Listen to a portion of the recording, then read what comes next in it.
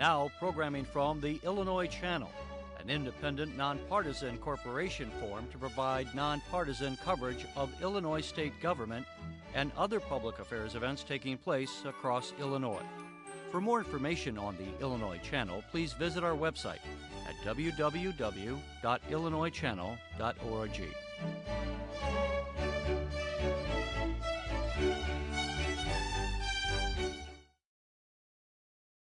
Just ahead, Governor Bruce Rauner and members of the General Assembly discuss bipartisan legislation to reform Illinois' criminal justice system. Following that, in about 25 minutes from now, we head to the City Club of Chicago where Tony Hunter, publisher and CEO of Chicago Tribune Media Group, Jim Kirk, the publisher and editor-in-chief of the Chicago Sun-Times, and David Snyder, the publisher of Crane Chicago Business, discuss the future of print media. And finally, in about 1 hour and 10 minutes from now, author William Crawford discusses the case behind the title of his book, Justice Perverted, how the Innocence Project at Northwestern University's Medill School of Journalism sent an innocent man to prison. That's all just ahead, after a brief word from one of our advisory council members.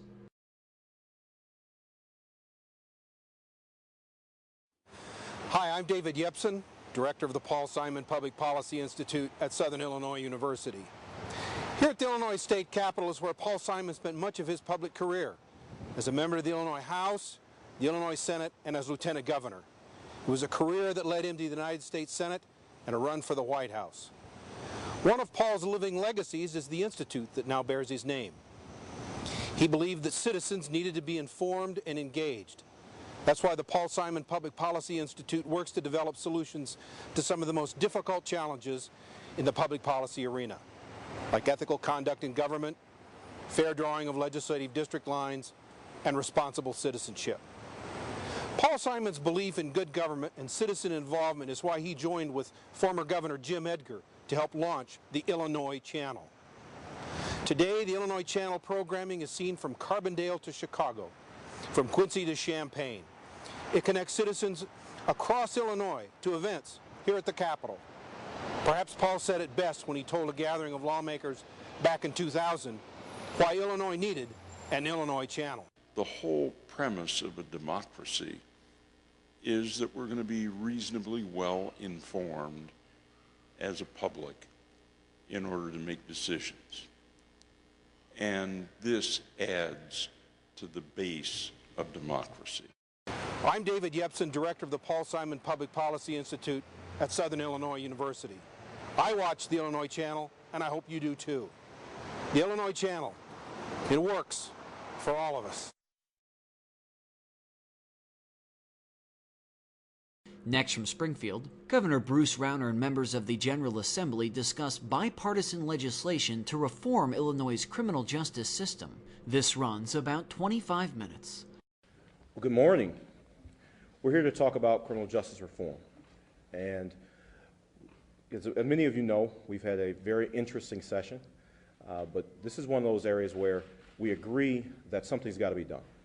Something's got to be done for the benefit of our state, something's got to be done for our communities, and that's what we're working towards. Criminal justice reform is critical for the long-term health of our communities, long-term health of our state. So we're so glad that we can work together on this issue and many others. And that's because this is what Illinois is expecting and demanding from us. They're expecting that we're going to work together to get problems done on behalf of the people of the state. So I'm thankful that Governor Rauner took the leadership to get us started. And this is just the first step, because that's what it is. This is not the end of the process, the beginning. This process is going to continue. We're going to make sure that we're doing right by our communities. We're putting our folks back to work. We're making sure that individuals who are the most dangerous and are a threat to public safety, they're locked away. But individuals who need help and assistance, we're going to give them that. And that's what we're working towards. That's why I'm proud to stand here with my colleagues on both sides of the aisle and with the governor to make sure that we're working to get this done in a bipartisan manner. So thank you so much for everybody being here, and thank you, Governor, for getting this process started. Good morning. We have had a history of reflexive, tough on crime policies that was politically driven and easy for us to pass enhancements and create a situation where we're overcrowded in our prisons and we have policy that is incongruent. And I really want to applaud the governor, because he and I had a conversation early on, and he acted early on to appoint a Criminal Justice Reform Commission. And the reason I would like to applaud the governor, because historically it's been the easy thing politically to maintain a focus on tough on crime.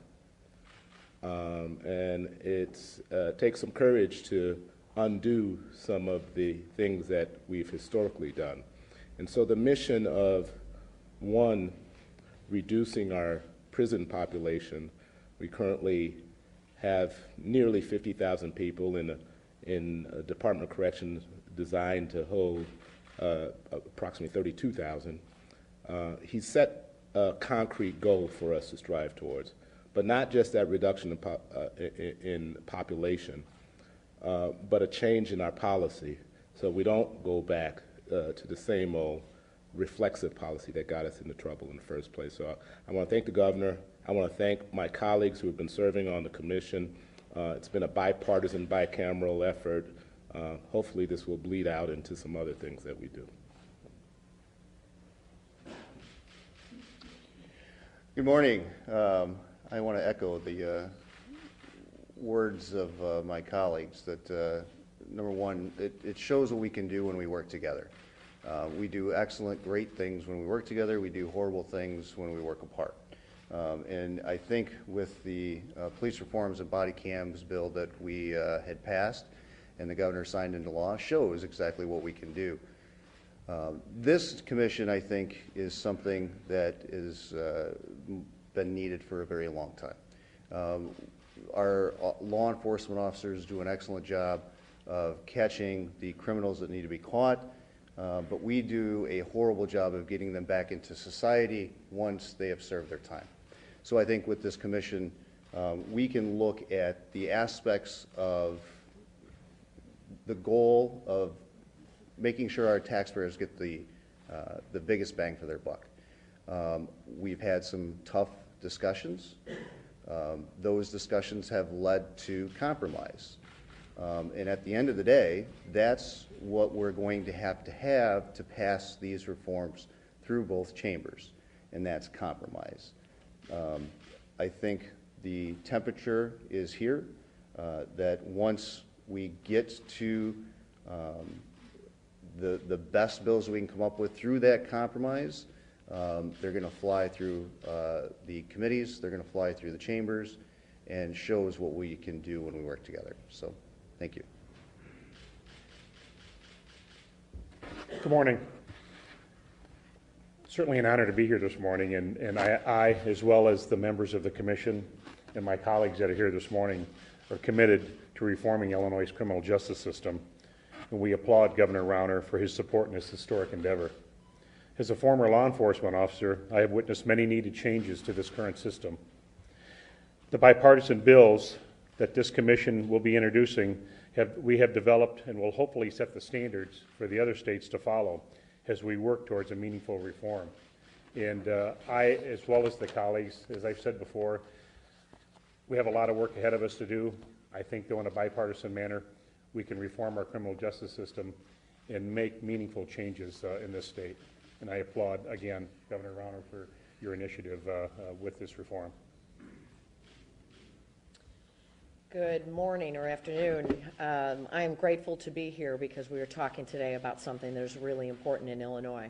We have a lot of subjects that we are debating on a daily basis, but addressing the problems in our criminal justice system is a very important program and subject for us to talk about. I want to thank my colleagues. I'm grateful to be serving with a very diverse bipartisan group of legislators who really have come together to solve a problem. Most importantly, I want to thank the governor for having the ability to see that we could do so much better in Illinois in how we treat this issue.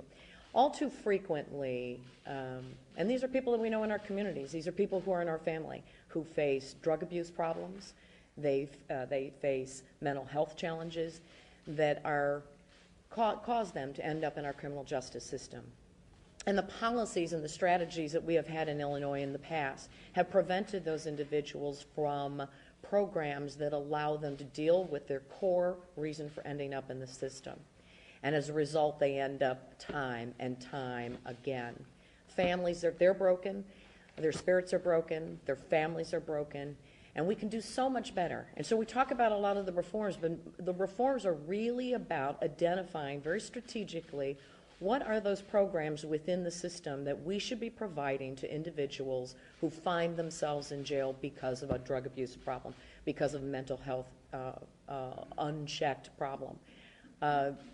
We're just beginning. A lot of the bills that we're talking about now are just first steps, but we have an opportunity here in Illinois to really set a new standard for dealing with the criminal justice system in a way that we help people restore their lifestyles, that they begin to have a quality of life that they have otherwise been unable to have in the past here in Illinois.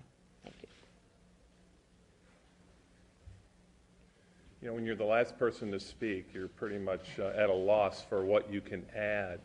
But this morning, I'm Mike Connolly. I represent Naperville. I'm in the state Senate, and the Naperville Chamber of Commerce is down here. And they asked me, they said, Senator, tell us some good news. Tell us something that's, you know, that's moving forward. And I brought up the Criminal Justice Reform Commission, and I want to take a few seconds to thank Public Safety Director Roger Heaton and his staff and all the members of this commission. It's not just senators and reps, it's prosecutors, defense attorneys, probation officers, and the like. And we've met all over the state. We've taken input from so many people, victims, from families of those who are incarcerated, and the stories are compelling, and the stories are in every community. And I can't thank the governor enough. When I heard about this commission being proposed, I asked specifically to be added to it, and it's a big step forward. It is bipartisan. It affects all communities, and will there be tough votes coming up? Perhaps, but I think it's the right thing to do. Senator Raoul talked about really the pendulum had swung too far, kind of to the right. We need to be smart on crime, and that's where I think this commission has taken us, and I look forward to helping shepherd these bills through the state Senate. And I want to thank our leader, Governor Rauner. Thanks, Governor. Thank you. Good morning, everyone. Thank you for joining us. Today is an important, very positive step forward to benefit the people of Illinois. The work of this commission has been outstanding. They've been working for the past year extensively together. Bipartisan leaders, both senators as well as representatives in each political party, have come together. Several dozen legislators, along with leaders in law enforcement, judges, leaders from the correction system, come together to talk about how we can improve our criminal justice system and make it work better for all the people of Illinois. We need to keep our people safe, but we need to make sure that those who do commit crimes have their punishment fit their crime appropriately. Some folks who are ending up in prison for extensive terms really could be helped, and people could be kept safe if they didn't necessarily go to prison or didn't go to prison for quite as long a period of time. And then very importantly, we need ways to help our offenders not make the same mistake again and fall back into repeating a crime and going back to prison or being punished again for a second or third or fourth time. Our recidivism rate is far too high, and we are not focused enough on rehabilitating offenders, helping them come back and lead productive lives, getting them vocational training, getting them mental health treatment, getting their drug abuse treatment, and helping their transition back into society in a productive way where our communities are kept safe, but those who've made the mistake of committing an offense are helped to come back and lead productive lives. We do need to have folks go to prison when they deserve to go, and locking people up is an important part of the criminal justice system, but we can't leave it at that. We've got to be far more thoughtful than we've been historically. This commission has done an outstanding job. I want to thank every member of the commission who's here today. Fantastic work.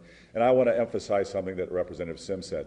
This is not the end of anything. This is the very beginning of a process that will go on for years to improve our criminal justice system, to keep our communities safe, but to help those who make the mistake of committing an offense come back and lead productive lives, lives that honor the law and where they're productive citizens contributing in positive ways to our society. This commission proposed 14 initial recommendations, 14 recommendations. 3 of those are now in legislative form. We're introducing these bills on a bipartisan basis right now.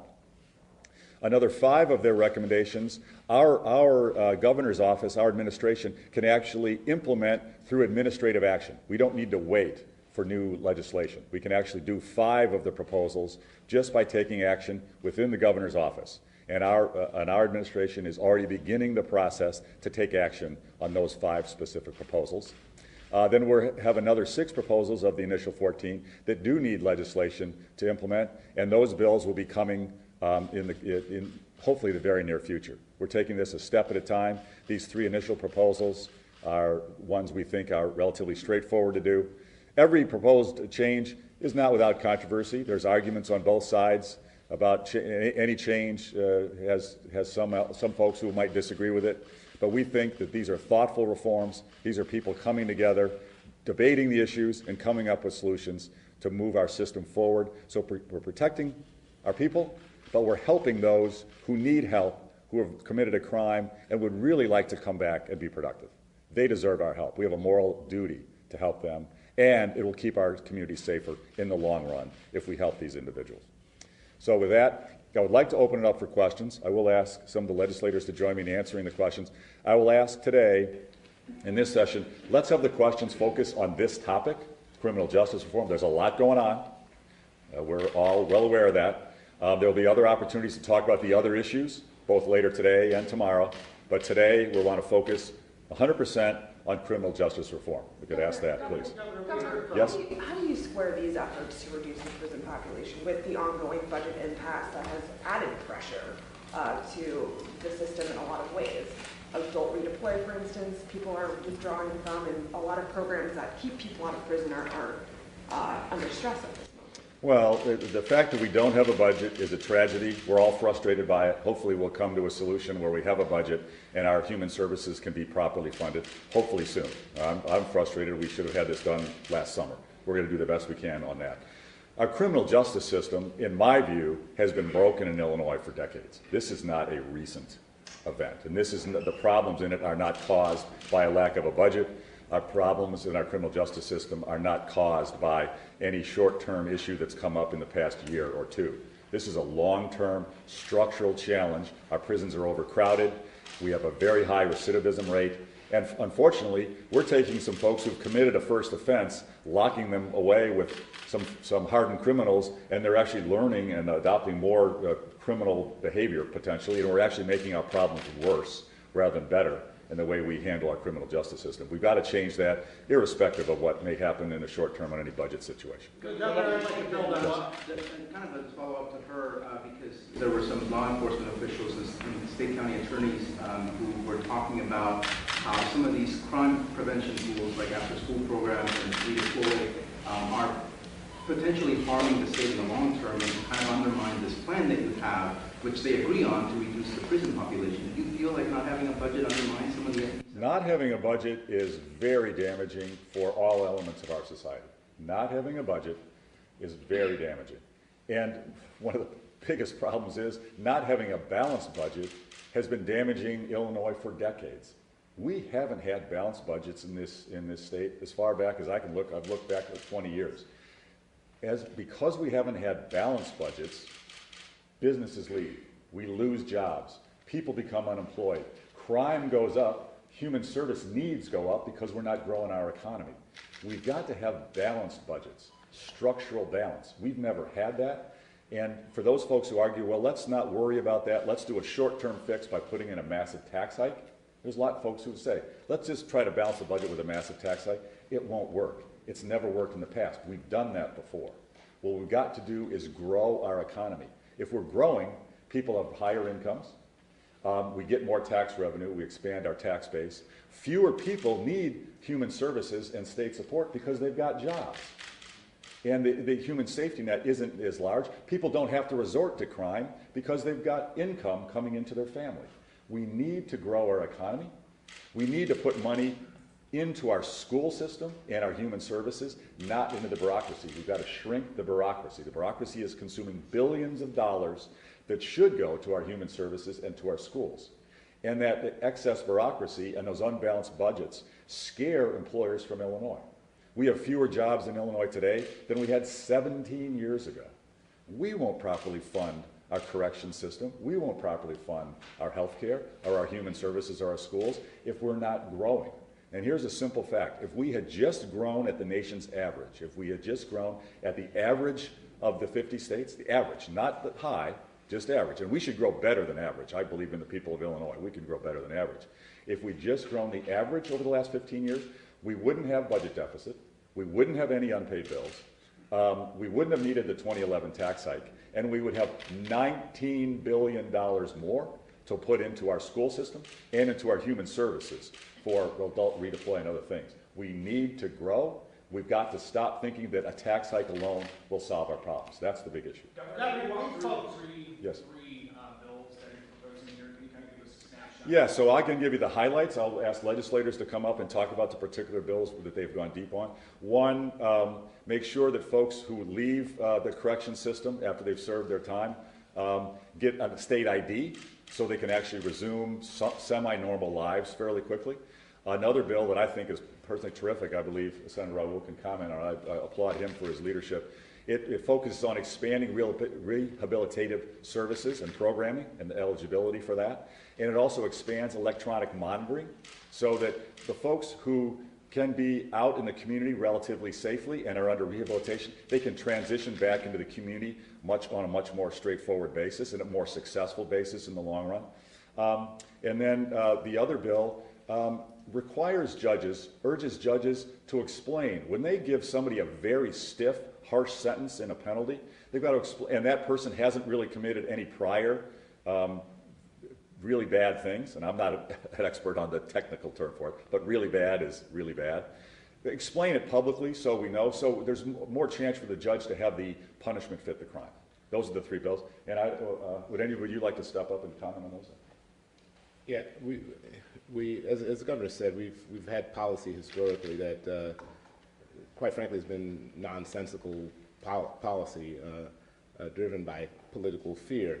An example is with the programming credits, for example. If you have an individual who recidivated and returns to prison after a previous tour where they were a beneficiary of programming credits, they can't access programming credits. So what is the incentive to get into the rehabilitative programming if you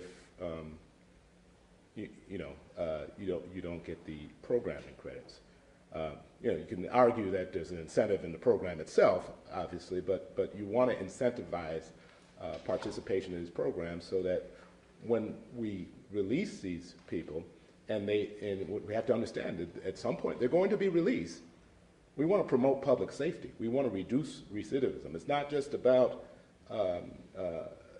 reducing the prison population. It's about promoting public safety and reducing recidivism. And with regards to the use of expanded use of electronic monitoring, sometimes we end up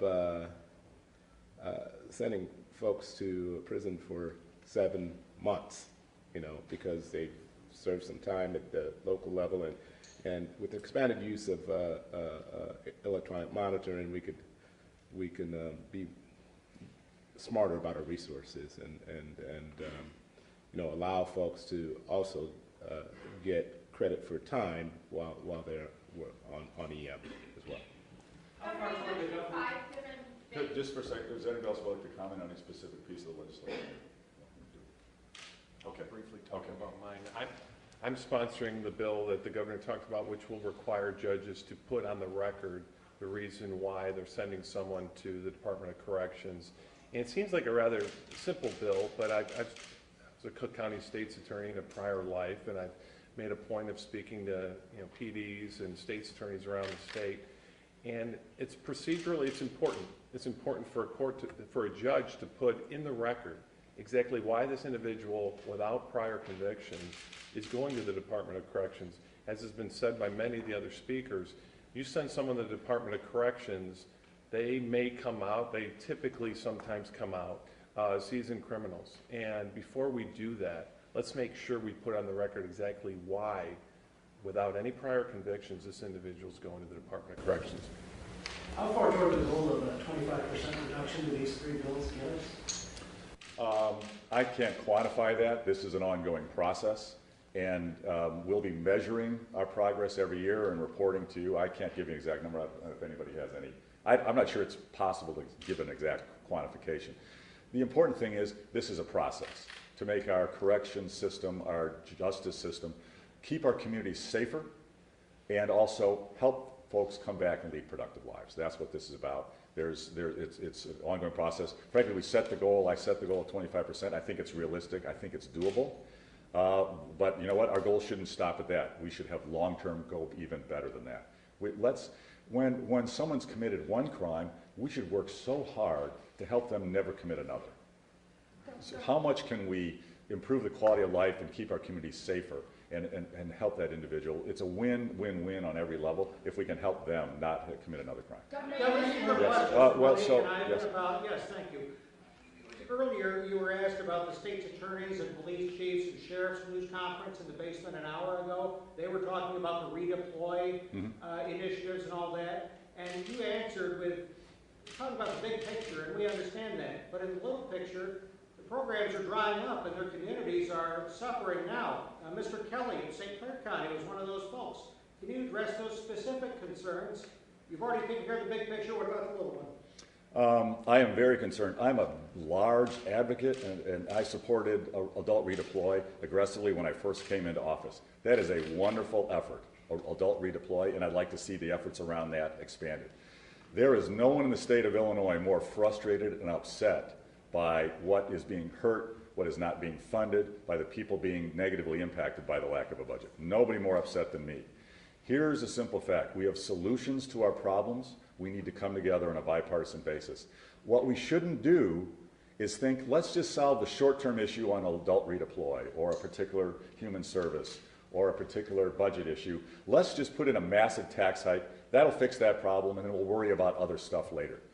If that's the mindset that we well, first of all, if that were the right answer, it will already have happened. We have a Democratic majority who hasn't even voted even 51% on that, let alone a supermajority. They have not called a vote on a big tax hike because they know that's not the right answer. I have said repeatedly, a massive tax hike alone is not the right answer. Now, I'm very willing, very straightforward to talk about new revenues as part of a budget compromise. I've said it repeatedly. But what we've got to do is get reforms to grow our economy so we don't stay in this mess year after year, where we need more money for adult redeploy because our unemployment is so high, because people are hurting and our incomes are so low. When we don't have economic growth, incomes for families fall. When we have rapid economic growth, incomes for families rise. We have lower family incomes today in Illinois than we had 7 years ago. And it actually, when I've seen the data, it's actually lower than 19 years ago. And we've got fewer jobs than 19 years ago. We've got to grow. If we can combine some new revenue compromises with pro-growth reforms, we will solve many of these problems for the long term, which is what we've got to focus on. Thank you, everyone. Thank you. Thanks, everybody. You're watching the Illinois Channel, an independent nonprofit corporation formed to provide gavel-to-gavel coverage of Illinois state government and other public affairs events taking place across Illinois.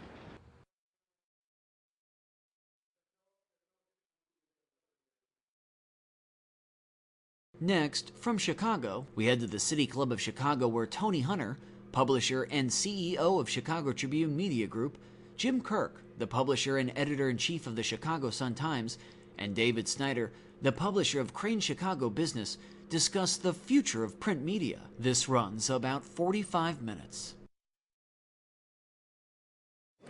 Given this crowd, we don't have to have lengthy introductions. In fact, I never give lengthy introductions. Look at this. Tony W. Hunter is the publisher and CEO of the Chicago Tribune Media Group, one of the nation's largest and diversified media and marketing solution companies, an accomplished media executive. Hunter is the chair of the Metropolitan Family Services, secretary of the Newspaper Association of America, a current member of the Civic Committee of Chicago, and sits on the board of the directors of the Alliance for Audited Media. Mr. Hunter, give him a round of applause.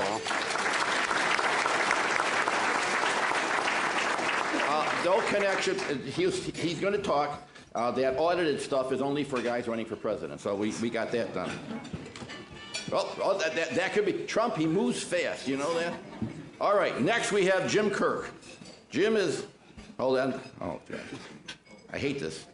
I'm doing a Rudy Giuliani. Mr. Kirk is the publisher and editor-in-chief of the Chicago Sun-Times, previously chief of editorial operations at Cranes. Prior to Cranes, he was a managing editor of the Chicago News Cooperative. Jim, you worked at a lot of places. Last but not least, and most important, Jim grew up in the south suburbs of Chicago and received his BS in mass communication from Illinois State University. Round of applause for Mr. Kirk.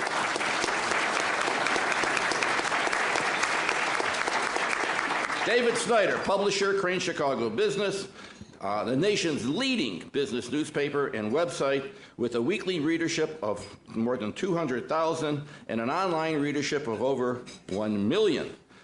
Many accomplishments, a native of Easton, Pennsylvania. Who's from Easton? There's Larry Holmes, the Easton assassin. Don't mess with David. That's right. Be careful. Okay. Mr. Snyder is a graduate of American University in Washington, where he received his degree in business administration. Let's have a round of applause for Mr. Snyder. Mr. Hunter, you'll go up first. Each gentleman will have around 5 minutes to give his thoughts and ideas on the topic.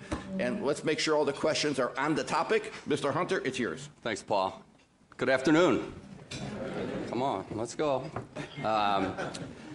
I look for motivation when I come to these, encouragement, so I come early and talk to folks beforehand. And one of my colleagues said to me, well, I've seen you speak before. You go on and on and on.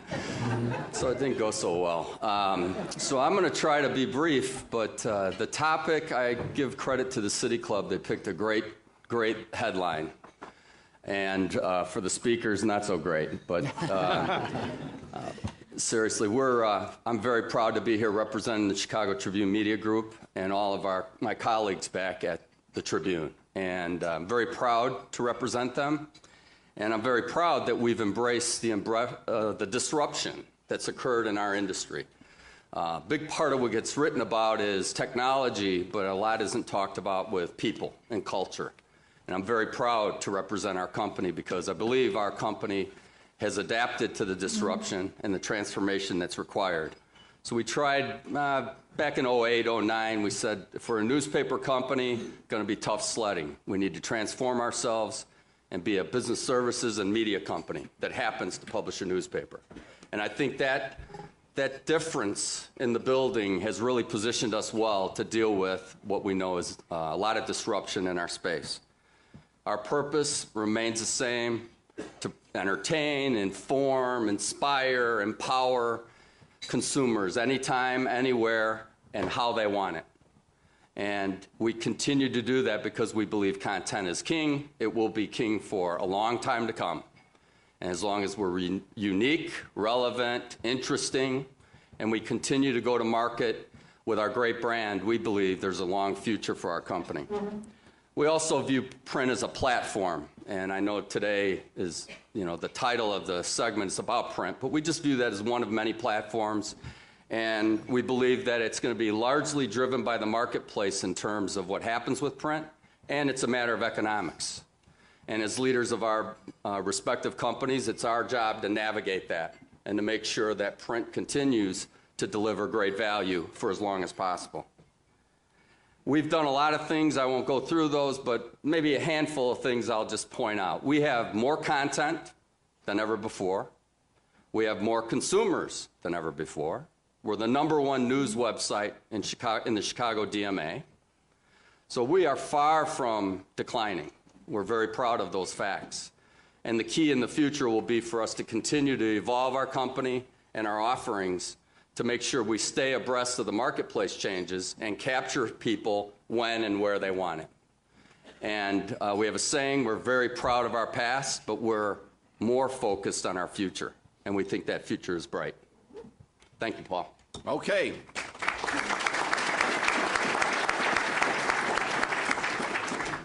Jim, you're up. I hope there isn't a big news story because we've got about 3 tables of journalists here. I don't know who the hell would cover it at this point, but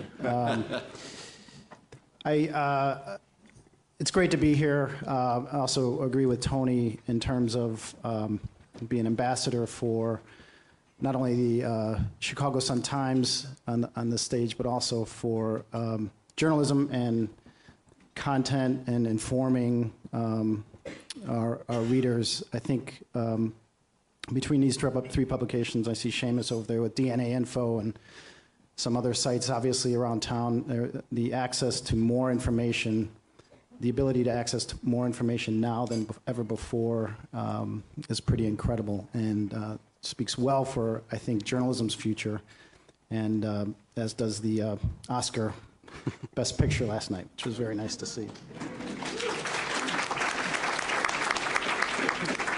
As I've said for a long time and tell the newsroom often, you know, we are in this phase, this long transition, and still looking for how this will shake out. But the audiences we serve are multi, different platforms. We look at print as one of our platforms, one of our successful and important platforms. We have, over the past couple of years, looked at kind of a 2-pronged strategy. That is to maintain and continue to grow print where we can, obviously grow digital, which is the big opportunity for all of us in this room, and at the same time find new ways to deliver more content to more people that is relevant and meaningful to their lives. And it just doesn't mean local content, it means content that is relevant in the here and now. As people can access us anytime, anywhere, we have to make sure that we are focused on delivering that content that remains viable to their lives.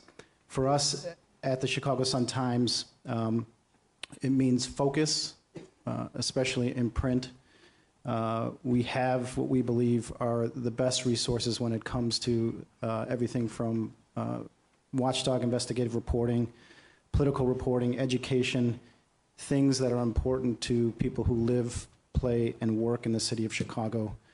If it affects you in this city, we want to be that source of information no matter where it is. We have and still see a viable audience for print. We see it every day. I hear from readers every day. We've expanded that offering with news and content from partners.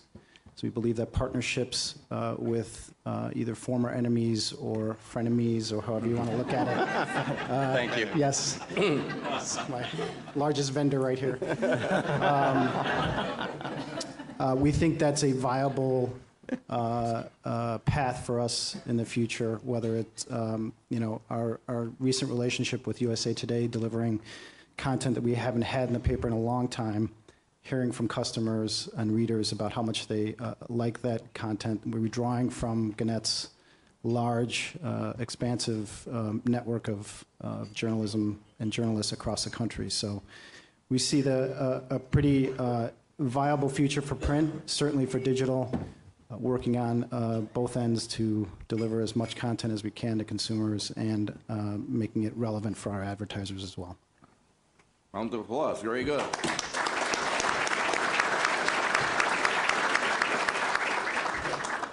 Not much need for editing so far, huh? Okay, Mr. Snyder, you're up. First, I just want to say it's a true honor to be up on the stage today with people that are competitors but also friends. And even though we may compete in some areas, we're all in the same boat in terms of our quest to deliver the highest quality of journalism in Chicago, and both Jim and Tony have just done a wonderful job at that. I want to start with both, first a disclaimer and then 2 anecdotes, because I'm going to be a little bit more bullish on print in the midterm than maybe Tony and Jim. First, a disclaimer is that myself, our management team and all the wonderful Cranes colleagues that are in the room today wake up envisioning the day when print no longer exists. Everything we do is about diversifying our revenue streams, coming up with new products for the days when print will be zeroed out. That said, there's another perspective, and I'm going to share two anecdotes, one just from last night and one from 3 years ago. The one was from last night, was during a break during the Academy Awards, where I was sitting with my family. My wife and two daughters are here today, and they knew they were taking off school for some reason today, but it was only a vague idea what they were attending. And I explained it's this great group called the City Club, and I'm going to be here with these friends, slash competitors, and the topic is the future of print. And without missing a beat, my 14-year-old Sarah says, well, there is none. So it's bedtime. And it occurred to me, Sarah's reading a book for school, To Kill a Mockingbird, a classic. And Sarah had a choice whether to buy that book online or whether to buy it hard copy. And she's reading the hard copy. So I said, Sarah, you said print's dead, but you're reading this book. And she hesitated for a minute, and she explained this feeling that I think we all have about print. And that's that special tactile feeling that we get from whether reading a book or a newspaper or a magazine that's very special and very intimate and very different than that you experience online. The second anecdote was from 2013 when, as a management team, I asked everyone to give me a date when they thought Crane Chicago business would no longer be printing in print. And the average was about 2020, but there were some people that said, 2016 or 2018 will be the last time that we will be in print, which means that either this week's or last week's issue was an illusion or that we're still in the print publishing business. So fast forward from 2013 to 2015, and I look at our print business from last year, and our single largest growth category was not digital, it was print advertising. Our print advertising increased by 10% last year from a dollar perspective. So our print subscription revenue was up. Not by a lot, but in this area to have our print subscriptions rise is a home run given the broader industry trend. So, print is dead, long live print. But again, we're not under the illusion that this will last forever. But we are in a little bit of a different spot than both daily newspapers who are represented here, and that is Cranes has a very fortunate niche in the marketplace. Being weekly in print and daily online is a beautiful, beautiful interaction from both a reader and an advertiser perspective. Is when you're a daily newspaper, are you online, which is more daily or more immediate, where for us, being daily online opens up a whole new opportunity for readers and advertisers. And as Paul mentioned, our digital readership is about 4x larger than our print readership is. But it won't always be that way. But in the meantime, we have to maximize every opportunity we have in print. And we are reinventing our print publication under the great leadership of Michael Arnn, our editor, and our editorial team. And the print edition that you see of Cranes today is very different than it was even 5 or 6 years ago.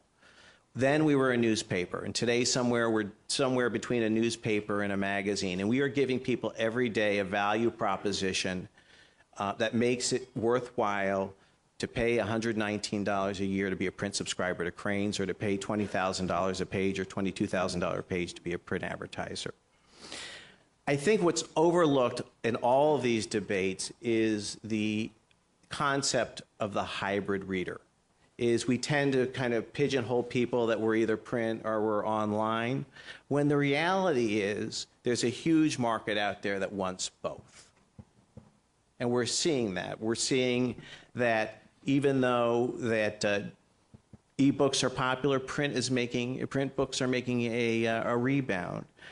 We're seeing it in the fact that we're out at events and I meet someone who's 30 years old that may have a digital subscription but also has a print edition.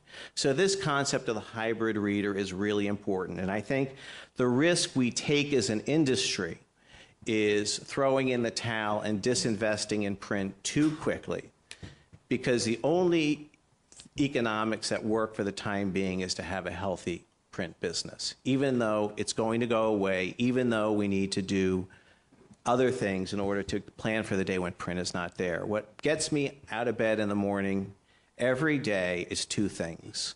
One is producing the best journalism possible with the best possible newsroom we have, and two is to provide a good rate of return for our owners.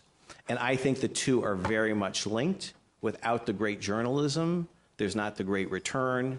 And for now, print still makes up the bulk of our revenues, and we still have to maintain whatever last opportunity there is in print while planning for the future and planning for a digital future and many other diversified businesses we have.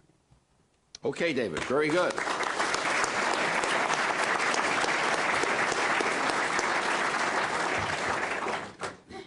We have our people here. Miss Amanda, you're coming in with your usual aplomb. Okay, normally you never start with a publicist, but we'll start with Jim Turman. Since he can't win the prize anymore because he's won too many, this one's for you. Whoever wants to answer it. Your industry received international praise last night as Spotlight won the Best Picture. Do you have the resources today to do similar in-depth investigations? Pretty good question. Mm-hmm. Don't all jump. Anyone? I'll go first. I know, Jim, you have a similar answer, I'm sure. Back in probably 2008-9, we made a significant investment in investigative reporting at the Chicago Tribune. And then again in 12, we did another investment to expand because of the response we received from readers. So we have heavied up our resources on that content because we believe it's unique, it's differentiated, and it's required of us. We're a mission-driven business. We believe we're supposed to identify malfeasance and other activities and tell about those, tell the public about it. We've made that investment. We've also ramped up on the editorial page, which in many ways is also a way to uncover things that the public should know about. So we've invested heavily there and taken costs out that are not customer-facing. So we do have the resources. We will continue to invest in that area because we believe long-term that is something we should do, and it's part of our legacy to do that, and we intend to continue.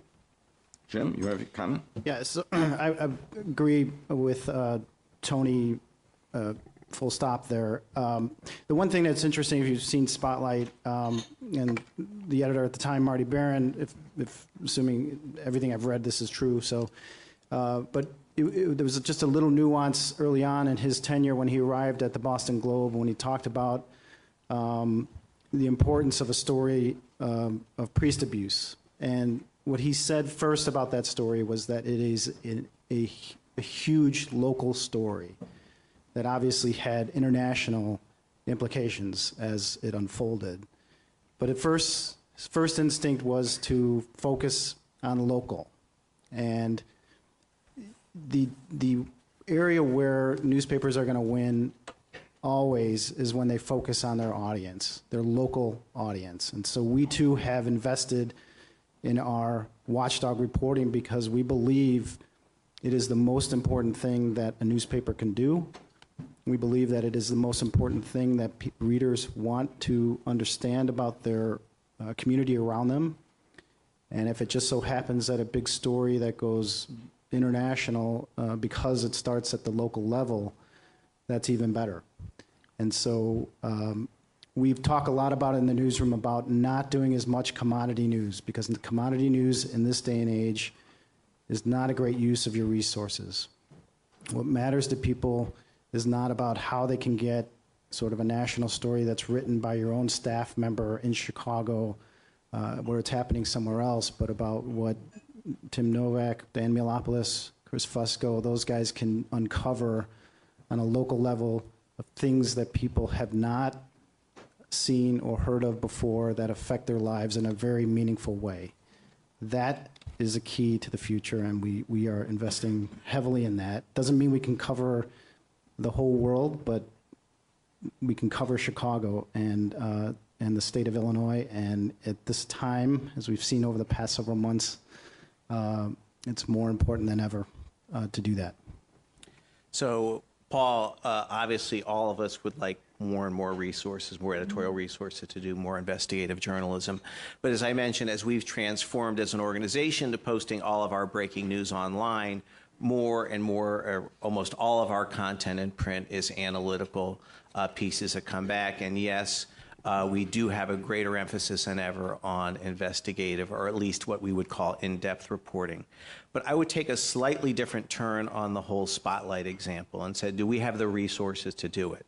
I think longer term, what I worried about, are we going to be attracting the younger people, people that are entering college, to pursue a career in journalism? Because that's the feeder system that will provide the talent in order to continue to do great investigative journalism.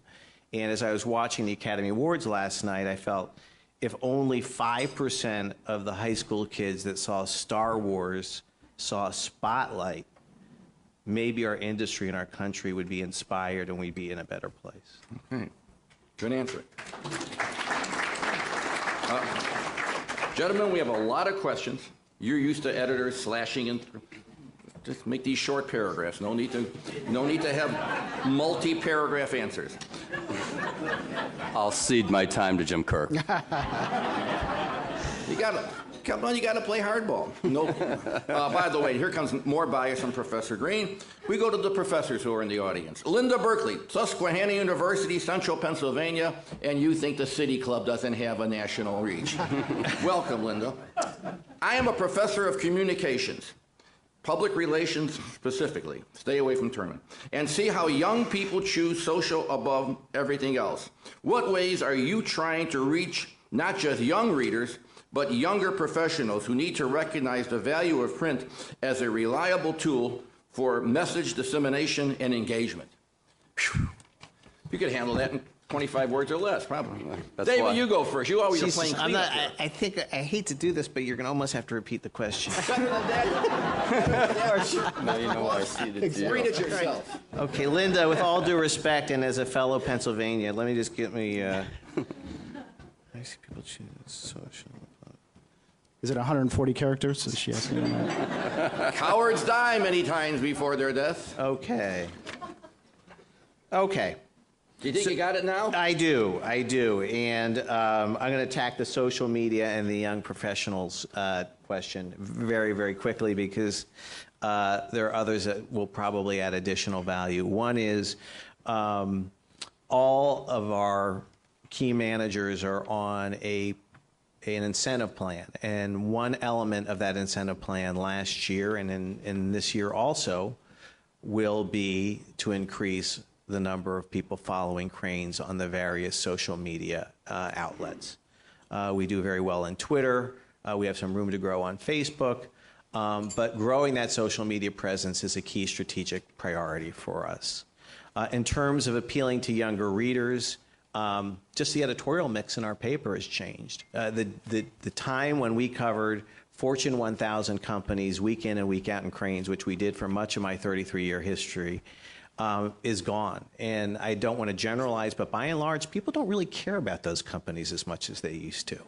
What they care about are the young, emerging entrepreneurial, some technology, and those tend to be started by younger people. So when you start seeing yourself reflected in the pages of Cranes, I think it validates us as a media outlet that speaks to them. So I think it's a combination of what you're doing in terms of your social media strategy, and then also what you're putting into your print and digital products.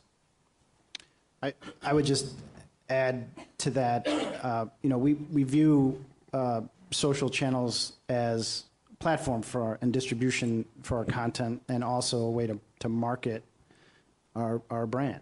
And if you have the content, the relevant content that's being reinforced by those channels, you have a much better chance at getting that audience back to print. Now, Is it going to happen every day? No. But it is having a key strategy to use those channels effectively to reach that younger audience, as well as, older geezers like me and Tony. Oh, thanks. Just kidding. Just kidding. No rivalry at all. I'll take my time back now. No, it's just having a smart strategy, but to also to David's point, it's that mix of content, and you have to make sure that you're appealing to as broad an audience as possible without obviously overextending that it doesn't make sense that you're reaching too far. I don't have much to add on the social side. We view that as well as a distribution channel. I think rather than think about, again, the platform and getting younger professionals to read print, it's how do we create something that they will consume and consider it a good experience and meaningful to them. And it's more about following the market versus trying to push the print to them, and it's more marketplace driven. And I believe we're doing a better job, but we have some more work to do. I have 3 millennials out of my household now, but we're in my household, and think that I'm going to get that print product in their hands is, I think, a tough proposition. But creating great content and creating it in a manner and delivering it that makes them happy and the experience satisfying, we can do that because it starts with great content. Okay. Mainly because I want to see if I can still pronounce her name. Zizi Papacarisa. Is that close? Papacarisi. Thank you. UIC, head of the journalism department? There she is. Yeah, all right.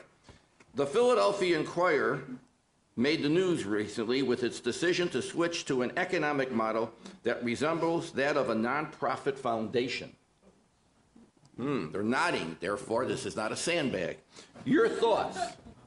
Mr. Kirk? You haven't let off yet. Congratulations. Well, having been part of a nonprofit news organization in town, You're very qualified then. I can tell you that Chicago is not Philadelphia and vice versa. So it'll be a great experiment to see how that works. I think we are still in a phase where in the nonprofit world usually means having somebody with very deep pockets funding that operation and who is patient to do so for a very long time.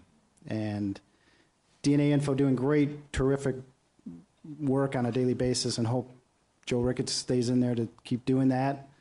Haven't seen the perfect model yet.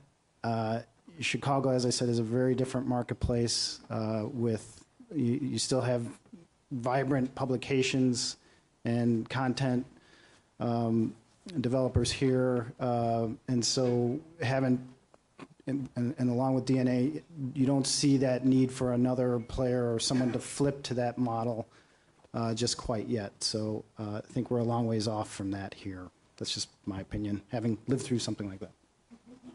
Anyone else want to comment? I would generally agree with Jim. I think the one area where there perhaps is some opportunity, if there have been instances in public media and maybe also maybe in private media where foundations who had a certain interest in in-depth coverage of a topic will provide funding to a news organization either directly to a newspaper or through a third party like ProPublica that actually supplements the work done by in-house newsrooms. So I would agree with that, and in fact, I think some of the Tribune papers, especially the LA Times, have benefited from something like that. That to me is I could see that as being a very obviously useful tool in the newsroom and a more viable hybrid kind of a combination. Okay, showing the fairness of this organization, we have David Cohn from the Union League Club. David, raise your hand. There he is, right there. Very good question. Do you think that the digital media affect the way journalists write? In other words, do journalists of the print era think or write differently from their digital counterparts? Don't all leap at once. If you want to all take a pass, we can do that. Again, I'll start with the marketplace. Go ahead, Tony, you're brave. And I think, again, the platform that you deliver news and information in many ways also is linked to how people want to consume that information and the amount of time they're going to invest. There's so many news snackers these days that, and we love them, by the way, because that means they're coming to our brands, right? And they see value. But to think they're going to go through a long-form news article or column when they're snacking, we'd like that. But I think all of our writers and columnists are finding a different way to write for the web. We call it digital first and then reverse publish to print. And so I think to David's earlier point, both the current journalists in the House are making that adaptation to the way they write. And we need to also get some folks, younger folks that want to be journalists, and let them come to the organization and bring new skills as well across all screens. So I think it's a combination of investing in our people we have today and also bringing in some new folks that are cross-screen, if you will, and have been taught that way. So it's a combination. Anybody else? Okay, we got a lot of questions. Okay, Yeah. go ahead. If you want to jump in, you can, but I'll just say great journalism has to be great journalism, and I don't think we should have a lower standard for what's printed digitally. And I don't think that's what Tony was implying. But I think we have the same standards for our digital news product as we do our print. okay. Different type of question. Kate Jacobs, Boy Scouts of America. Where are you, Kate? There you are. No. You don't sell cookies, right? Okay. Next time, bring it on. Okay, here we go. What are the most effective ways for nonprofit organizations to share their story with relevant audiences in your publications? Good question, Kate. Well, I think the key is to have a relevant story that hasn't been told elsewhere, first and foremost.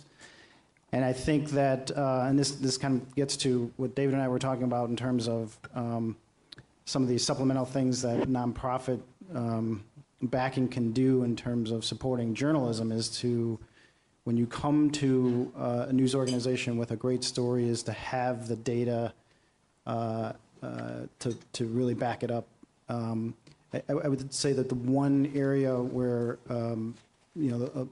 sort of the pullback in some newsroom resources that we've seen across the industry is that area of being able to have enough people to mine as much data as possible, and it's so crucial in the telling of a story and telling important news to people that I would encourage anybody who thinks they have a great story to tell to really back that up with some meaningful data that can be cross-checked by our journalists and used to help tell that story in a meaningful way.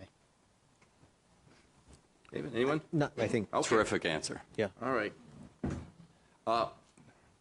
This is good news and bad news. Tony, you're up. Because the rest We're going to do good first? Yeah. Okay. Okay. But the good is You for got all an three. exclusive on this one. Thanks, The David. good is for all three of you. Here you go. Denise McGowan Tracy, DMT Entertainment and Events. Denise, where are you? Raise your hand. Okay. See you in there. She is a subscriber to all three of your print publications. All Thank right. you. Yeah, we'll give her a round of applause. That's the good news. Now, Next Jim question. and David are not quite part of this, so Tony is Oh, addressing great. you. But you can handle it. I found it interesting that Mr. Hunter led with entertain, following by inform. Is that the mission? Is this a fact at the reality of journalism and the media in 2016? I told you good and bad. Well, the good news is thank you for your business. We'll start there. And no, the order of my comments does not. I also said our mission. We're a mission-driven organization, and that begins with informing in a credible way. I believe we also can entertain, and I believe that there's many ways to entertain and still stay true to the journalistic quality that we uphold all of our reporters and columnists. But if you don't think that people come to content to be entertained as well, look at the circulation statistics on some of the magazines that are entertainment and the crossover between those folks and print newspaper readers. So I think we can play a role, but it is not at the, we would not do that and walk away from standards. But I believe we should entertain.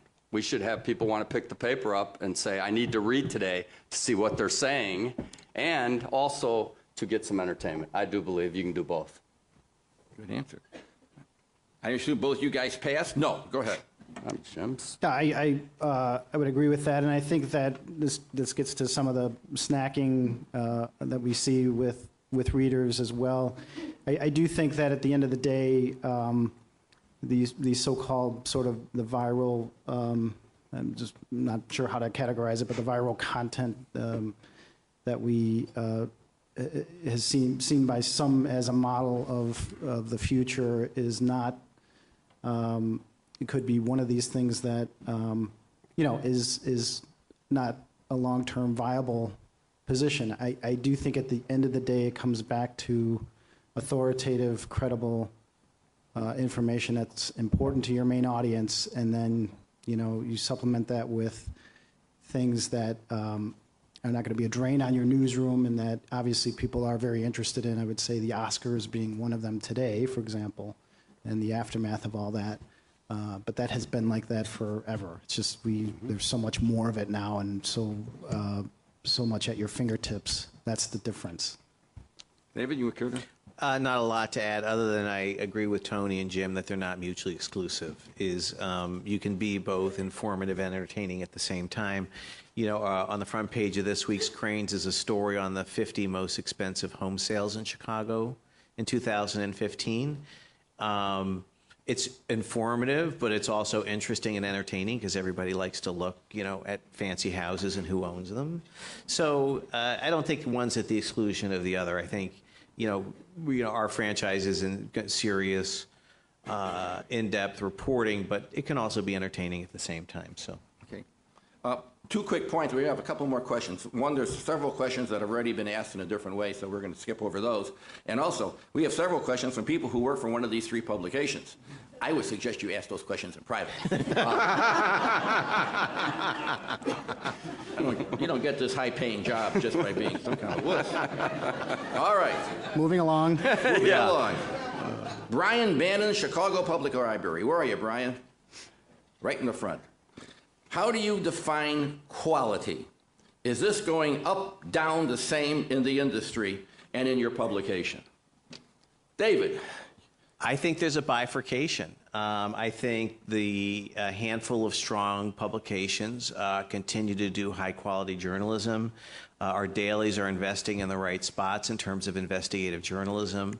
I'm proud of the work we do every day. Obviously, the New York Times, the Wall Street Journal, the Washington Post. My fear is that middle market newspaper, the Clevelands, the Des Moines, the Baltimores, and the Milwaukees of the world that served really important middle market communities and had great daily newspapers and were watchdogs in the cities that they served. And those mid-sized papers always served as the feeders to larger news organizations. And as the newsrooms and the editing talent has been eviscerated at those smaller newspapers, I think it has a ripple effect on the industry as a whole.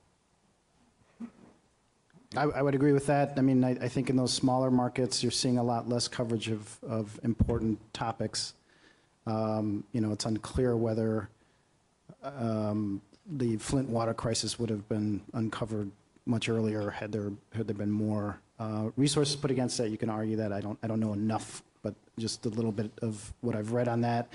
But the fear is that things, especially in smaller markets, how your local tax dollars are being spent is very important to readers, and you got to wonder how that gets covered, and if your newsroom is just 1 or 2 people going forward.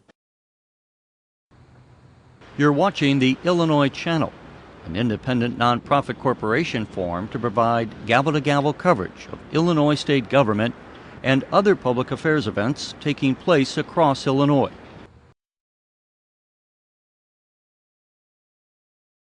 Next, from Chicago, author William Crawford discusses the case behind the title of his book, Justice Perverted, how the Innocence Project at Northwestern University's Medill School of Journalism sent an innocent man to prison. This runs about 50 minutes. Thank you.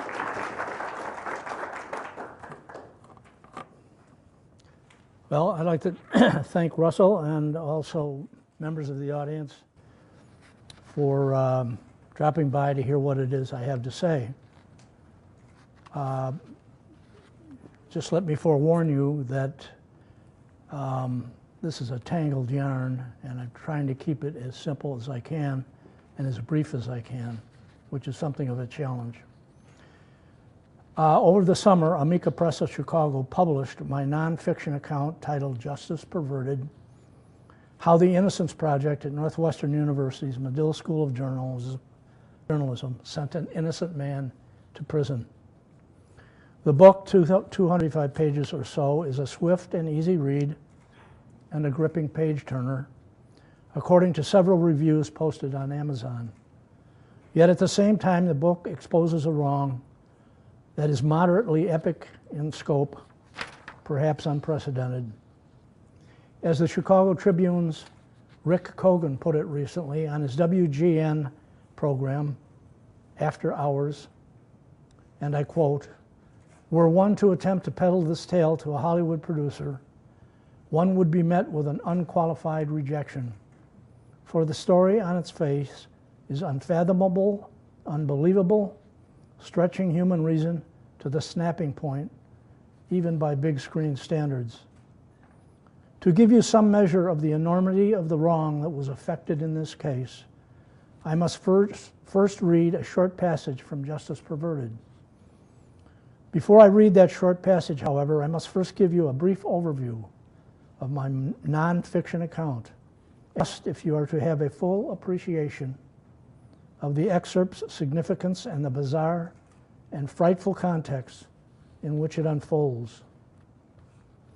Justice Perverted is a blow-by-blow account based solely on the underlying record of how David Protes, a once heralded, now disgraced, fired former professor at the Medill School of Journalism, masterminded a sinister charade that led to a monumental upending of justice in the Cook County criminal court system in 1999. Yet while Protes designed this sinister charade and choreographed it, it is noted that his wrongdoing never would have succeeded without the cooperation of certain witting and unwitting co-conspirators.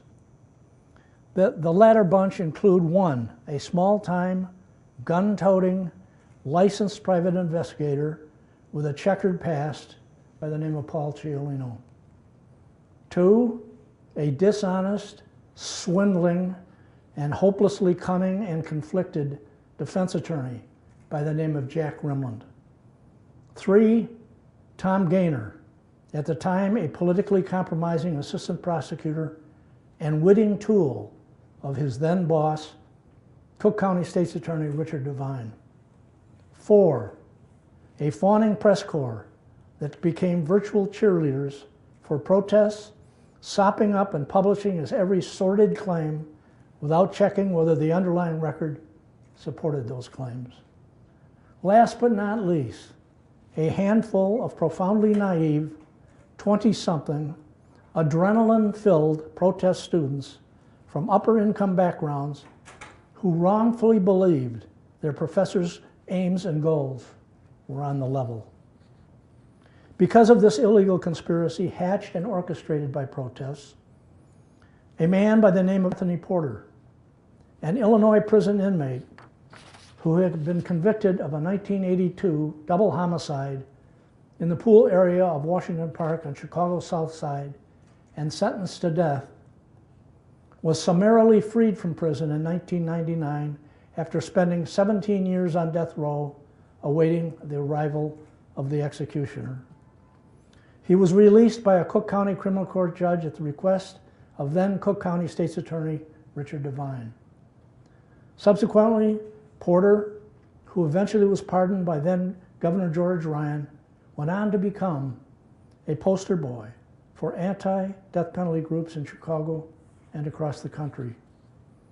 And because of this illegal conspiracy crafted and directed by protests, another man by the name of Elstory Simon, who had not a thing to do with the double homicide committed by the now freed Porter, was sentenced in 1999 to 37 years in prison for Porter's 1982 pool double homicide.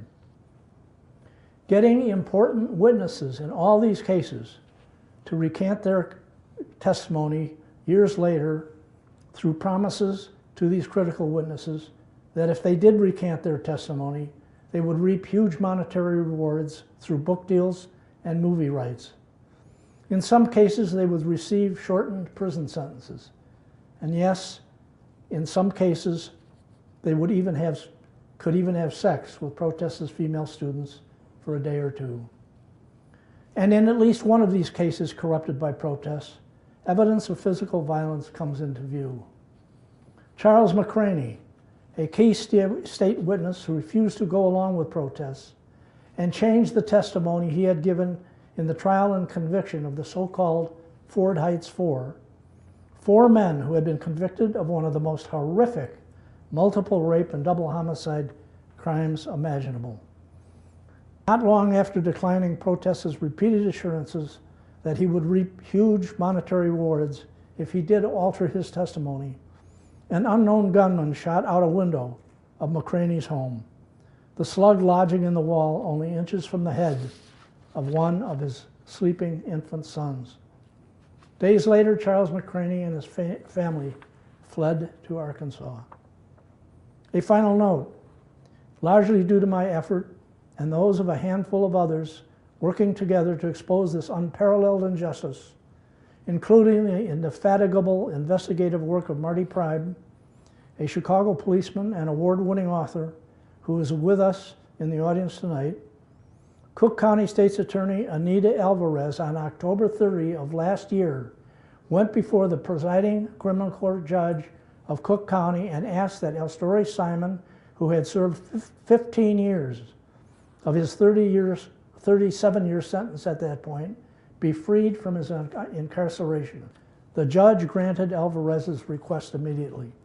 An hour later, during a packed press conference across from the Daly Center, Alvarez stated that the Porter-Simon case had been so hopelessly corrupted and so hopelessly corroded by Northwestern University, by Professor David Protess, by private investigator Paul Cialino, and by defense attorney Jack Rimland, that justice compelled her to ask that Simon be freed. Two other comments before my reading. One, in 2011, Protess was summarily fired by Northwestern University following a 29-year career at Medill.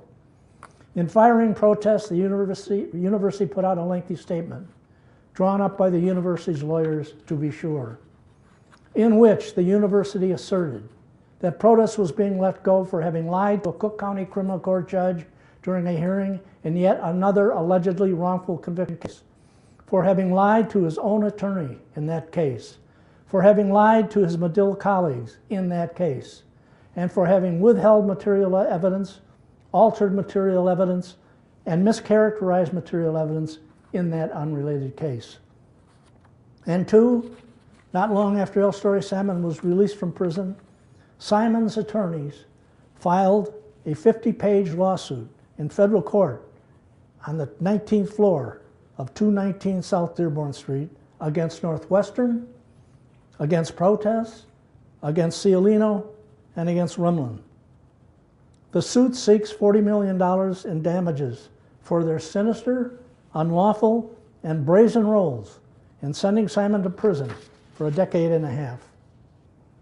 It is worth noting that a principal theory underlying the lawsuit is this: that the university regularly looked the other way as Protess worked his black art of overturning or attempting to overturn criminal convictions year in and year out.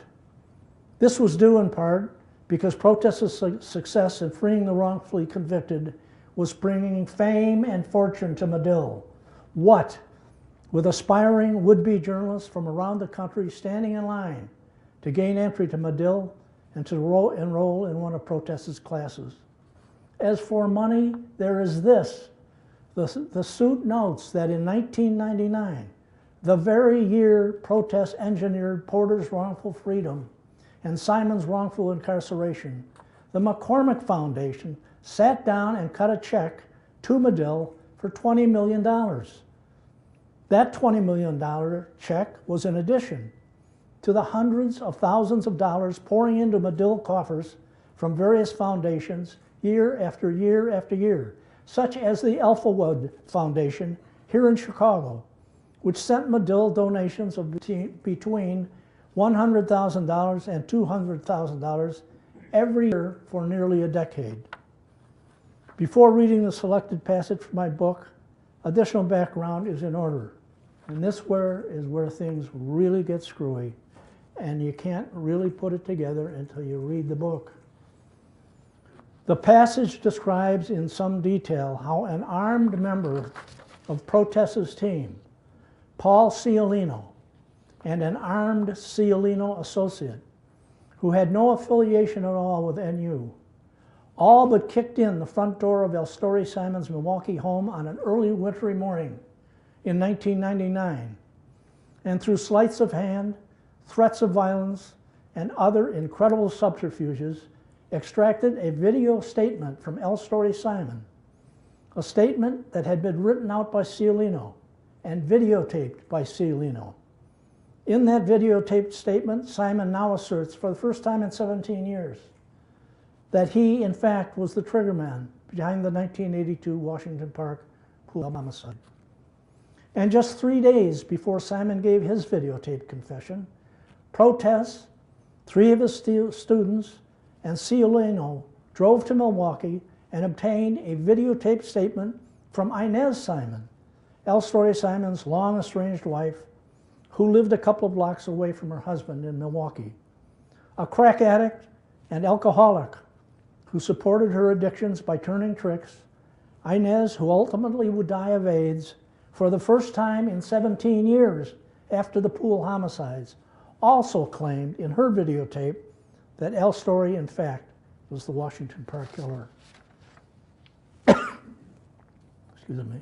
What Protesters students did not know when they obtained the videotaped Inez statement is that earlier, through a third party, Protests had worked his black magic yet again. He had promised Inez that if she changed her story and fingered El Story Simon as the real pool killer, Protests would get her son, Sonny Jackson, and her nephew, Walter Jackson, out of prison early, where both were serving long stretches for murder. In addition, Inez was told by Protests that she would receive a huge amount of money from movie deals and book deals for her recantation, as would her jailed nephew and son. Now, if I may, I am going to read one of the more significant but less unbelievable events that occurred, and those events surround the extraction of the confession of El Story Simon, a confession which would have been thrown out of court by any judge anywhere in America on one simple motion. So the excerpt is as follows. Minutes after the sun came up on February 3, 1999, a Wednesday, 5 days after an emaciated, weakened Inez Jackson had recorded her video from Brookfield, Wisconsin, El Story Simon, naked from the waist up, began nodding off, exhausted from a night of snorting cocaine and drinking booze in his home in Milwaukee with his late girlfriend, Pearl Russ. Barely conscious, Simon was awakened from his stupor about 6:30 a.m. by 2 men, armed with guns, who identified themselves as, quote, police investigators from Illinois. They accused Simon of having murdered 2 individuals years earlier in the pool area of Chicago's Washington Park. The uninvited guests, Robert Cialino and his assistant, Arnold Reed, told Simon that Inez, quote, and witnesses, close quote, had signed statements alleging that Simon had indeed committed the murders. Despite protestations from Simon that the 2 men were, quote, crazy, and that they leave his house at once, Simon said the 2 so-called police investigators from Chicago then slapped a video into a portable player. As the tape rolled, a black male appeared on the screen, claiming to have been a witness to the 1982 Washington Park slayings of Marilyn Green and Jerry Hillard. The unidentified man, who much later would be revealed as an actor hired and scripted by Cialino, said Simon was the trigger man. Simon's intruders had another persuasive trick to play.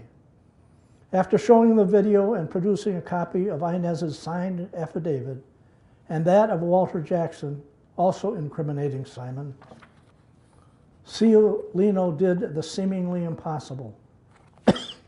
The private eye glanced into a mirror hanging on Simon's wall, and by apparent coincidence spotted a news report flashing across Simon's TV, which otherwise was not within sight.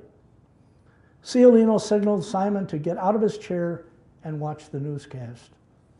The TV was tuned to Milwaukee's Channel 50, a locally owned CBS station, and it was rebroadcasting the January 29th story in which Inez is seen and heard asserting that Simon had indeed committed the murders. There on the screen was the gaunt-looking Inez, stating she saw Simon shoot the victim, Inez's affidavit alleging the same, and breakaways featuring still photos of protests, the bearded choreographer who coordinated Cialino's visit with the Milwaukee broadcast. Cialino described Simon's reaction to the newscast this way, quote, "And I looked into a mirror on the wall and I seen the beginning of the CBS network story that had been on the previous evening news. They were playing it again. This is about 7:30 or 7:40 a.m. And me and El Story walked over to the TV, and there was the whole story, about 3.5 minutes of why El Story Simon committed the murder on network news. And El Story is sitting there watching it, and he's staring at it, and he's listening to the whole thing. So everything that I just told him about the media, he's seeing it for himself now. And I had no idea this was on. He had no idea it was coming on. It just happened." The surreal events unfolding around Simon that morning in his own home triggered a well of fear within. Quote, Cialino kept telling me that they had all the evidence they needed to convict me, El Story later attested. Quote, that I was going to go down for these murders and end up on death row, and there was nothing I could do about it. Seeing this story on the TV, I was no longer just angry, I was scared to death. For the first time, I believed that I was actually going to be charged with committing the murders. Cialino told Simon that all protest wanted was to free Porter, that when Porter got out, millions of dollars would be flying around from book deals, Hollywood movies, and the like. And Simon would be sharing in the bounty. Simon had to move quickly, however, because Chicago police were on their way to Milwaukee at that very moment to arrest Simon and return him to Chicago in chains to face the double murder charge. Quote, he, Cialino, convinced me that he was actually trying to help me by giving me a way out before the police got to my house to arrest me. He said that if I gave a statement saying I did the crimes in self-defense, that he would get me a free lawyer, that the professor would make it so I would only serve a short time in prison, and that when I got out, I'd be taken care of financially and would not have to work again. If Simon agreed and confessed, Cialino promised Simon that a Chicago lawyer, a veteran member of the defense bar by the name of Jack Rimon, would take Simon's case and Cialino would pay for it. And Rimon would take it free of charge. All the defendant had to do was plead guilty. But and it was a major league butt. He had to extend a personal apology to Green's mother and to Porter. That was key. Simon had to extend the apology for the deal to go through. Cialino said that protests, a respected professor who wielded immense clout back in Chicago, would see to it that if Simon pleaded guilty and extended the apologies, the resulting prison sentence would be short, no more than a 2-year stretch. It was an ironclad guarantee. And here's why it made sense to Simon. When Simon finished doing his time, just 24 months, Cialino assured him there would be millions of dollars waiting for him on the outside. Again, book deals and Hollywood movies that would generate so much money, Simon would never have to work another day in his life. Simon again erupted in anger, again professing his innocence, again declaring the whole thing was crazy. At that point, Simon alleged Cialino, quote, put his hand on his gun and said that we could do this the easy way or we could do it the hard way, but either way, I was going to give a statement. Cialino also told Simon, according to court documents, quote, people have accidents in their homes all the time, and Simon could very well have one that morning. Up all night, the effects of booze and cocaine tapering off, Simon caved. He signed a statement prepared by Cialino declaring that he had killed Hillard because Hillard was going for a weapon and Green accidentally because she had gotten in the way. Remarkably, at Cialino's direction, Simon rehearsed a confession prepared earlier by Cialino. Equally remarkably, Simon then donned a t-shirt at Cialino's request, took a seat in a living room easy chair, and after Cialino pulled out his video equipment and rolled the tape, Simon solemnly read the confession that had been scripted by Cialino. That evening, February 3, 1999, CBS Channel 2 in Chicago aired the taped confession, sending members of the press and public howling with indignation mixed with disbelief. In a July 2002 Chicago Magazine article, Cialino gave the following explanation of how he's able to extract the Simon confession. Quote, we just bull rushed him, and mentally he couldn't recover, according to the magazine piece. Cialino added that Cialino had, quote, danced to the edge in getting Simon to confess, acknowledging that the witness in the Cialino tape actually was an employee of the detective. The following day, Al Story Simon, sitting in the back seat of his sister's car, was driven to Chicago, where, accompanied by his attorney, Jack Rimland, who was hired by Cialino and paid by Cialino, he surrendered to police and to Tom Gaynor, who is now an associate criminal court judge, a Cook County assistant state's attorney at the station house at 51st Street and Wentworth Avenue. Following an appearance before a judge, he was ordered locked up where he would remain until sentencing, which was 6 months away.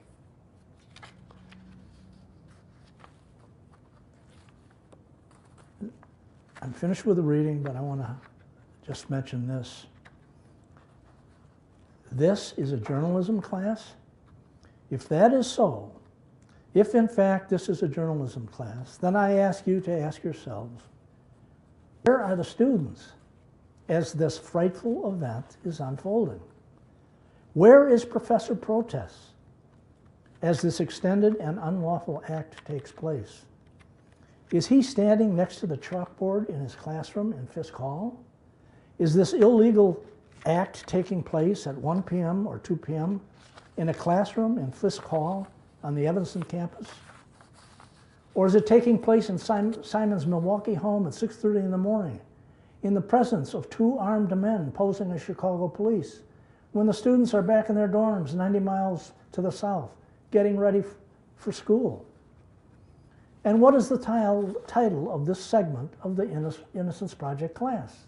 Is it titled The Ins and Outs and the Fine Art of Extracting an Illegal Double Murder Confession from an Innocent Man? And since when does a private eye, who once threatened to put a bullet in the head of a Midlothian man who was hassling one of Cialino's clients and who never graduated from college, become an adjunct professor at Medill? And since when does an adjunct professor at Medill wield a loaded pistol and under threats of physical harm to get at the truth? Indeed, does Cialino subsequently lecture the students on how he threatened Simon with physical harm and the death penalty and promised him untold riches would come his way if he confessed to the 1982 killings? Does Cialino later lecture the students in Fisk Hall on the fine art of using firearms to extract illegal confessions? And if so, does that lecture contain instruction by Cialino on how these students should load and shoot the gun if necessary? I could go on. In closing, I add this. I used to teach journalism at virtually every university in the Chicago area, at Medill, both undergraduate and postgraduate, at Roosevelt, Columbia College, DePaul, and Loyola universities. And I can tell you with surety, it never occurred to me or any of my supervisors to rely on the wiles and illegal intrigues of a private eye with nothing more than an associate degree from a local junior college who once threatened to put a bullet in the head of a South Suburban man to assist me in my teaching responsibilities. And thank you. Yes? What brought you to this story? You know, I've done 10 or 15 of these things, and that's the first question. And so what happened is, I'll keep it brief, a dear friend had called me probably 4 or 5 years ago. He had a Chicago police friend. The Chicago police friend had gotten jammed up. The Chicago police friend had been accused of beating a confession out of a guilty man. I said, I'll be happy to sit down and talk with him. I sat down with a policeman. He told me what had happened. It's another story, kind of like that. And I said, that sounds very interesting. Where are all the records? He responded by saying that all the records are in the hands of 2 retired federal ATF agents, alcohol, tobacco, and firearms agents. And they are now retired. They're licensed, privatized. All the records are in their possession in their offices in Batavia, Illinois. I went out there, introduced myself. I said, may I take a look at the XYZ files? They said, yes, but you're looking at the wrong case. I came back 3 or 4 times, 5 times, to pick up more trials in the ABC case. Each time I went back, Jimmy DeLorto, one of the agents, said, happy to help, Bill, you're looking at the wrong case. Finally, I said, what case do I look at? Told me this one. Yeah, you described this very eloquently, Bill, about what happened at Northwestern, and you talk about looking at other cases. In your opinion, is this the only instance in which there was some kind of fraud or misconduct in the wrongful conviction movement? Or do you think this is sort of emblematic of what's happening in a lot of these?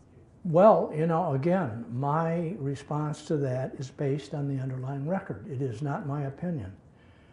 In the $50 or $40 million federal lawsuit that was brought against these 4 people, Northwestern, protests, and the 2 others, there is a whole section of that lawsuit devoted to the allegation that this case does not stand alone, that at least 4 or 5 other cases had been similarly corrupted by protests, and again, an ever-evolving, changing set of students as time went by, all of whom thought it was on the level.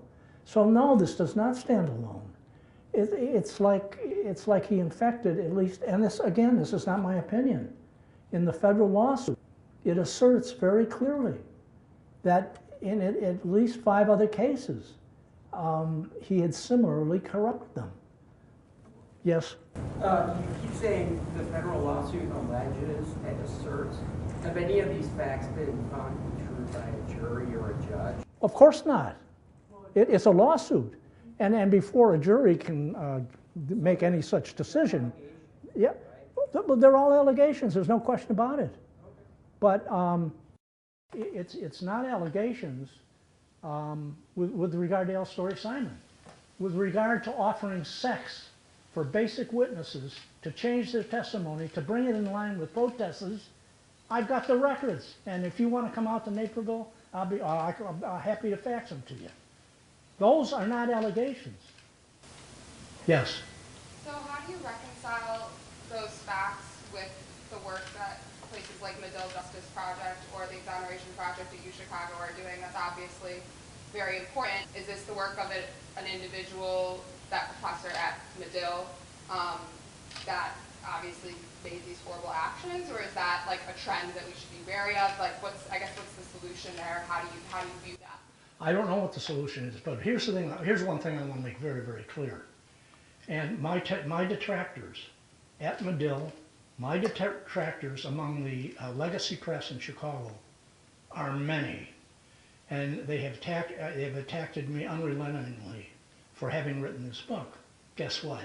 No lawsuit, but a libel lawsuit. But what I would say very clearly, this is not a pro-death penalty story.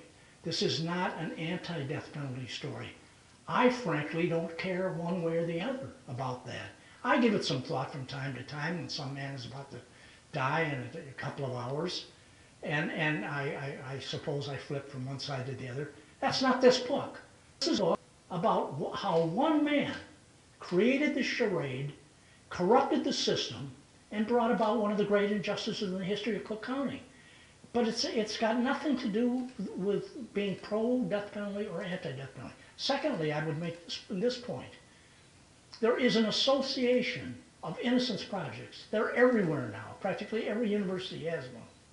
And guess, shortly after he got fired by the university, he turned around within hours and opened up what initially was called the Chicago Innocence Project, acronym CHIP. He had that for about a year, doing the same thing that he was doing at Northwestern. He has now changed it to I believe it's the Chicago Innocence Center. It works down in the Loop. But the point is that, again, this is not a pro-death penalty or an anti-death penalty. But the point I want to make about protest is this. There is an association of innocence projects all across the country. Practically every major university has got one. Guess who they booted out of their association? Largely because of this book. He's no longer in it. He's operating. He's pretending he's helping out with whatever he's doing. But he was summarily booted from the Association of Innocence Projects. Yes? Well, thank you. I can't imagine how many hours I guess two questions. How did they pick Simon as their target? And have any of these people been punished? That's an excellent question. So when Alvarez, it was becoming very clear that she was going to go before the chief criminal court judge in Cook County and ask for the release of Simon. What was your question? Well, how they picked Simon and any of the people protesting others who were in on this? Okay. As to the latter half of that question, the question among a small group of us who started working on this thing, Marty included, the big question was, how is Alvarez going to handle this thing? Because Tom Gaynor, and I don't care where Tom Gaynor sits today, he's an associate criminal court judge. Why he's still there, I do not know, and I wish he were in this room right now. But the big question in our mind was, how is Anita Alvarez going to explain in a very comprehensive way how this evil could ever have come into being? And there were two individuals that were absolutely essential for this thing to work in Protest's favor. One was Gaynor, and all you got to do is read the book, and you're going to see that Gaynor, in possession of information that proved beyond a reasonable doubt that Porter was guilty, and that information proves without a reasonable doubt that El Sori Simon was innocent. Therefore, one would think Anita Alvarez would call her press conference and say, and by the way, yes, there was Rimland, yes, there was Porter, yes, there was Northwestern University, yes, there was Cialino, and yes, there was Gaynor. But we never heard about Gaynor. You know who else we didn't hear about? Dick Devine. And it's at home, and anybody who wants me to fax a copy, I'll be happy to fax it to them. But there is a document written by a man who was in the state's attorney's office at the time, who claims in a sworn affidavit, 7 pages long, that Devine intentionally railroaded this man for political reasons. One more question, Bill. Getting to this gentleman's question, from a storytelling point of view, can you describe how influential the exoneration of Porter was? I mean, I believe he said in the book this was in 1999 that Porter was let out, and then in 2003, Governor Ryan pardoned 4 more guys on death row. And yet, if I understand the narrative correctly, all 4 of these guys who were on death row had lost all their criminal cases and all their appeals. They had repeatedly been determined to be guilty, and then Ryan let out these 4 men from death row. One of them who killed 7 people in a fire. Do you think that could have taken place without the Porter taking place first? No. Well, so can you extrapolate on that? How is it that a state could let out Porter for a double homicide and then let out 4 other, then a governor who's about to be convicted on 21 counts of zoning? How many murderers have been set free? I have no idea. What one has to do to kind of get a handle on this thing is go back and look at what was going on in 1998 and 1999. And there was a lemming effect, a steamrolling effect that was going on. And Devine couldn't do anything right. His prosecutors couldn't do anything right. At that just prior to Porter's release, the Tribune came out.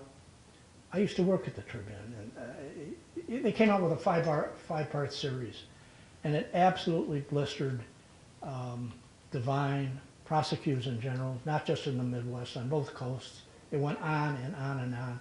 Had some of the crudest anecdotes you can possibly imagine. So there was a certain climate. But you know what? There's something else going on in the press today, and I don't have to tell you folks this, but it's worth mentioning. When I started at the Chicago Tribune, it was nothing. I was on a special unit, investigative unit at the time. It was nothing for the city editor to come back and say, hey, look, we've got a big time issue. It's going to take a while to get to the bottom of it. There are 4 of you on the team. I want you to take 6 months, and I want you to get to the bottom of this thing, and we'll do a 5-part series. That doesn't happen. At the Tribune today, when I was there, 800 was the magic number. There were 800 reporters, 800 editors, 800 copy editors in total. They're down to something like 300 now. All these records that I examined were out in Itasca and Batavia. That's 30 miles away. I mean, people actually got to get into cars. They got to spend money on fuel. They got to spend 3 and 4 months to do this. Number one, there's barely room in the newspaper for these kind of stories anymore. We do 5-part stories. They start on Sunday. They last till Friday. You know, it's just a different era. The money isn't there. Half of these legacy organizations are in bankruptcy. So it's pretty easy to pick up the phone and call a protest and get a nice fat quote out of them and run the story without looking into it. So you described sort of the climate of the newspaper industry today. However, did you prior to the publication of the book, did you ever go to any of these newspapers and lay out the facts? James, that's a great question. It's something that I've left out here. But when I first came across this, and this is worthy of mention, when I first came across this one set of documents, which proves beyond any doubt what happened here, I put together a report which is 35,000 words long. It's 100 pages, and its title is Chimera. When I was finished with that, I emailed Chimera to just about every human being on the face, certainly of the nation, that I thought might have some interest in writing, which was clearly a terrible, terrible wrong. It went to former U.S. attorneys, many of whom at one time or another were friends of mine. It went to leading defense attorneys. It went to leading assistant prosecutors. It went to every member of the press in the Midwest, both coasts, New York Times, LA Times, Chicago Tribune. Jim, not a peep. And one of the reasons is these news organizations were so invested on the other side of this issue that they failed to even recognize the fact that I put this thing out. Then, when this was met with complete and utter silence and some hostility by the press, I figured maybe I give it some cloak of decency. So I go to Amica Press. They were kind enough to not only publish the book, but prior to its publication, they helped me immensely in the editing process. And the book, now that it was a book and it wasn't just some internet rambling out there by somebody that nobody even knew, now it's in book form and it can actually be gotten on Amazon. It's enjoyed some brisk sales, and it accomplished the end that we set out to accomplish. But simply operating on the internet alone didn't do anything. Yes? What could that Cialino have said to Simon to make him think that actually confessing and admitting guilt, even though he was supposedly going to get out in 2 years, that there was going to be some money and fame in doing that? I'm having a hard time getting that to add up. Well, let me just give you one other little anecdote. In another case, in the Ford Heights case, they've long been convicted. They're in jail, sentenced to long, two to die, 2 are in for life. Cialino and protests call up Charles McCraney, who's the government's most important sole witness in the Ford Heights 4 case. His testimony is that he was in his house, looked out the window, saw the 4 men marching the 2 victims into a dilapidated home next door. He testified to that. The Ford Heights 4 are convicted. So now Protest gets to him. Protest and Cialino, if you're ready for this one, they show up at a Kentucky Fried Chicken, I believe it was, in Kankakee. And Charles McCraney shows up. And I'm not going to remember the name now. Cialino is posing, thank you very much, is posing as Jerry Bruckheimer, who at the time he's a Hollywood producer, and he had something like $6 billion in ticket sales under his belt at that point. Protest and Cialino sit down across from Charles McCraney, and Protest says, "Meet Jerry Bruckheimer." Cialino is dressed to the nines. Cialino's got a copy of the movie contract. Cialino shoves it across the table and said, "You're going to get $250,000 just for signing. You're going to get a percentage of the proceeds once the movie is out, and you can frolic with some of Protest's students. And McCraney, God bless him, he's not in good health. At the time, I'm told he was a religious man and an honest man. And he said, why would I do something like that? He got up and he left.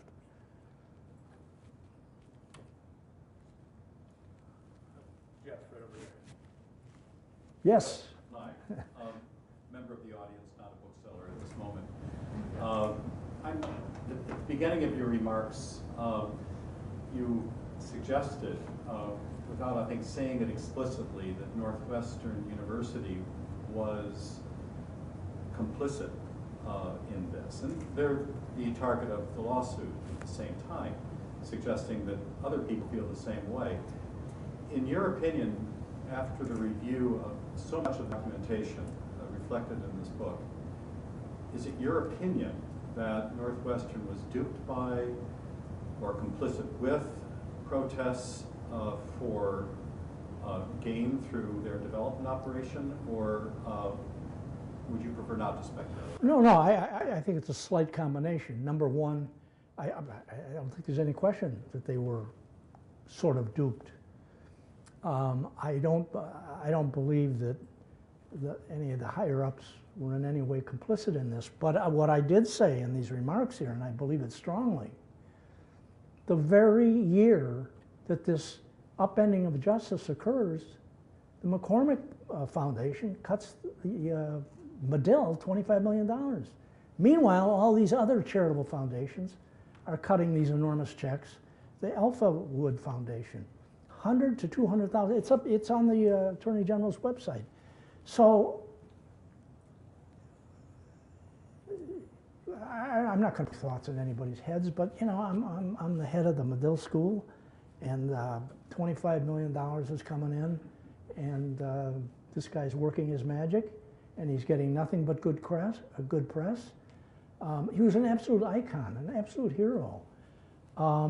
It's a little tough to walk away from that, but I have uncovered not one shred of evidence that anybody, anywhere, at the university, at a level higher than protests, was somehow encouraging this or going along with it. As a matter of fact, there's a dean up there. There was a former dean up there by the name of Dean Levine, and he was there for about 3 years. And Dean Levine had a terrible time with protests. They had a terrible relationship. Dean Levine had his own problems, and that's in my book. But he and protests, they were not buddies, and I think Levine wanted more than anything to get rid of protests, and he ultimately did. You're watching the Illinois Channel, an independent nonprofit corporation formed to provide gavel-to-gavel coverage of Illinois state government and other public affairs events taking place across Illinois.